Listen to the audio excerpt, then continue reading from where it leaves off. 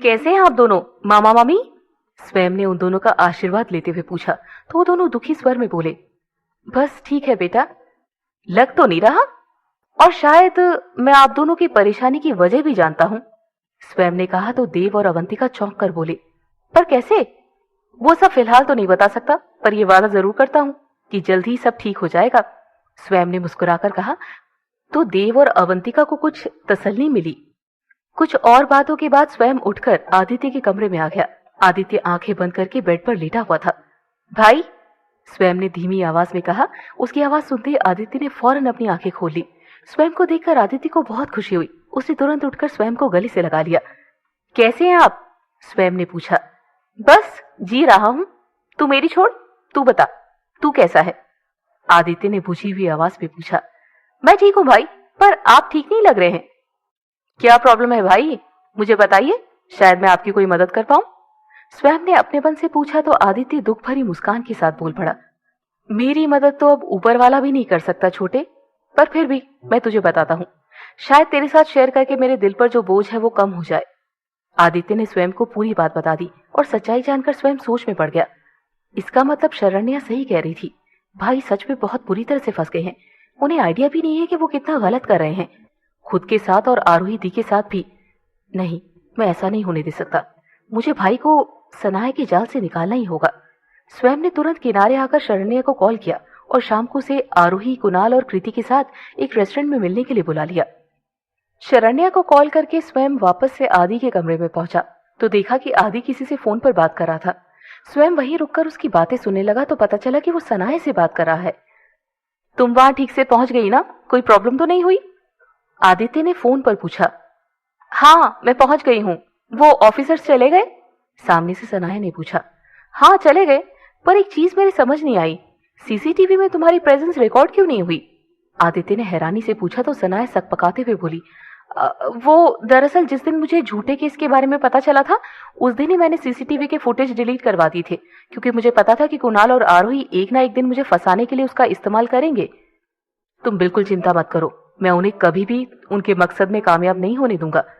मैं अभी अपने लॉयर से झूठे केस के बारे में बात करता हूँ। उनके पास इससे निकलने का कोई ना कोई रास्ता जरूर होगा, पर जब तक मैं ऐसा कोई रास्ता ना ढूंढ लूं तुम्हें वहीं रहना होगा। आदित्य ने कहा तो सनाया घबराते हुए बोली, मुझे डर लग रहा है आदि, कहीं वो ऑफिसर यहाँ भी आ गए तो? डोंट वरी, तुम वहां बिल्कुल सेफ हो। मेरे अलावा तुम तक और कोई कभी नहीं पहुंच सकता। आदित्य ने आश्वासन दिया तो सनाया अपनी अगली चाल चलते हुए बोली, पर आदि, मैं कब तक ऐसे छिपती रहूंगी, कब तक ऐसे डरकर जीती रहूंगी? फिलहाल तो तुम्हें इस झूठे केस से बचाने का यही एक रास्ता है। आदित्य ने मायूस होकर कहा। अभी मेरे पास एक और भी रास्ता है, क्यों ना हम दोनों शादी करके कहीं दूर चले जाएं? सनाया ने बड़ी ही चतुराई से कहा तो आदित्य चौंक कर बोल पड़ा, व्हाट, शादी? सनाया, ऐसे कैसे? आई मीन, मैं मॉम और डैड को छोड़कर ऐसे कैसे जा सकता हूँ? हम दोनों वैसे भी शादी करने वाले हैं ना, तो अभी क्यों नहीं? और कौन सा मॉम डैड को छोड़ने को कह रही हूँ, बस थोड़े दिन के लिए कहीं चले जाते हैं, जैसे ये मैटर खत्म होगा वापस आ जाएंगे।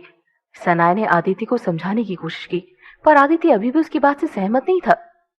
वो तो हम ऐसे भी जा सकते हैं, फिर शादी क्यों? सनाया समझ गई कि आदित्य इतनी आसानी से फंसने वाला नहीं है, इसलिए उसने अपना नाटक एक बार फिर से चालू कर दिया। तुम्हें कमिटमेंट से डर लग रहा है आदि? कहीं ऐसा तो नहीं कि तुम अब मुझसे प्यार ही नहीं करते? अगर ऐसा है तो बता दो, मैं आज ही तुम्हारी जिंदगी से चली जाऊंगी। मेरा कोई और ठिकाना तो है नहीं, इसीलिए पुलिस स्टेशन जाकर इस झूठे केस का इल्जाम ही अपने सर पर ले लूंगी, ताकि बाकी की जिंदगी जेल में बिता सकूं। पागल हो गई हो? ऐसा कुछ भी करने की जरूरत नहीं है तुम्हें। और मैं डरता नहीं हूं कमिटमेंट से, मैं बस इसीलिए मना कर रहा हूं क्योंकि मैं चाहता था कि हमारी शादी सारी रस्मों के साथ हो। पर अगर तुम यही चाहती हो तो यही सही, मैं सारी तैयारियां करके तुम्हें कांटेक्ट करता हूं। तब तक अपना ख्याल रखना, बाय। आदित्य ने फोन रख दिया और उसकी सारी बातें सुनकर स्वयं हैरान रह गया। उसने तुरंत यूएस में कुछ लोगों को कॉल किया और कुछ जानकारी इकट्ठा करके रेस्टोरेंट के लिए निकल गया। कृति, आरोही और कुणाल बार बार शरण्या से एक ही सवाल पूछ रहे थे कि आखिर उसने उन सबको वहां क्यों बुलाया है, पर शरण्या उन्हें बार बार इंतजार करने को कह रही थी। थोड़ी देर में स्वयं वहां पहुंच गया और उसे देखकर शरण्या के चेहरे पर मुस्कान आ गई। हेलो एवरीवन, सॉरी मैं थोड़ा लेट हो गया, स्वयं ने मुस्कुराते हुए कहा। स्वयं को देखकर कुणाल, आरोही और कृति पहले एक दूसरे की तरफ देखने लगे और फिर शरण्या की तरफ। तुमने बताया नहीं इन्हें मेरे बारे में? स्वयं ने शरण्या की तरफ देखकर पूछा तो शरण्या नहीं में सर हिलाने लगी। मेरा नाम स्वयं शेरगिल है, मैं आदित्य भैया का कजन हूँ, स्वयं ने मुस्कुराते हुए कहा तो सब चौंक गए। उन सबको हैरान देखकर स्वयं ने उन्हें सब कुछ साफ साफ बता दिया। ये भी कि शरण्या को वो कैसे जानता है और ये भी कि आदित्य सनाया से शादी करने वाला है। हमें कुछ भी करके शादी रोकनी होगी, क्योंकि अगर ये शादी हो गई तो आदि भैया के साथ भी वही होगा जो मिखेल डिसूजा के साथ हुआ, स्वयं ने परेशान होकर कहा। तो शरण्या हैरान होकर बोली, पर ये तुम कैसे कह सकते हो? मैंने कुछ सोर्सेस से पता किया है। सनाया ने पहले मिखेल डिसूजा को इसी तरह अपने झूठे प्यार के जाल में फंसाकर उससे शादी की, फिर उसके मर्डर की साजिश रची ताकि वो उसकी बिलियंस की प्रॉपर्टी की इकलौती केयरटेकर बन जाए।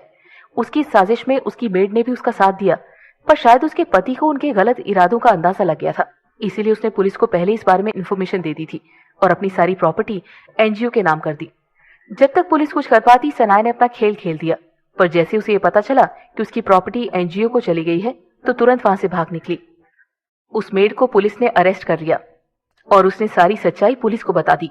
तब से पुलिस को सनाया की तलाश है और सनाया आदि भैया के साथ शादी करके अपना वो अधूरा सपना पूरा करना चाहती है। मैं तो पहले से ही जानता था कि इसकी नजर आदि की प्रॉपर्टी पर है, कुणाल ने गुस्से में कहा तो कृति भी परेशान होकर बोली, पर अब हम क्या करेंगे? आदि तो हमारी कोई बात सुनने को तैयार नहीं है। अगर हम किसी तरह से इस केस से रिलेटेड कोई सबूत लाकर आदित्य भैया को दिखाएं तो शायद उन्हें यकीन हो जाए, शरण्या ने कहा तो आरोही उदास होकर बोली, कोई फायदा नहीं, आदि को वो सारे प्रूफ भी झूठे ही लगेंगे।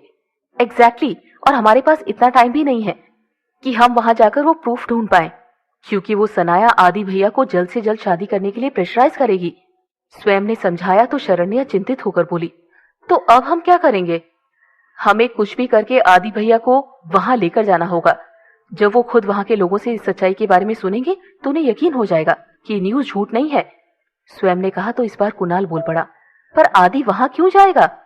मैं हूं ना, मैं लेकर जाऊंगा उन्हें, और उन्हें इस बात का अंदाजा भी नहीं है कि मैं आप सबको जानता हूं, तो उन्हें मुझ पर कोई शक भी नहीं होगा, स्वयं ने मुस्कुराते हुए कहा।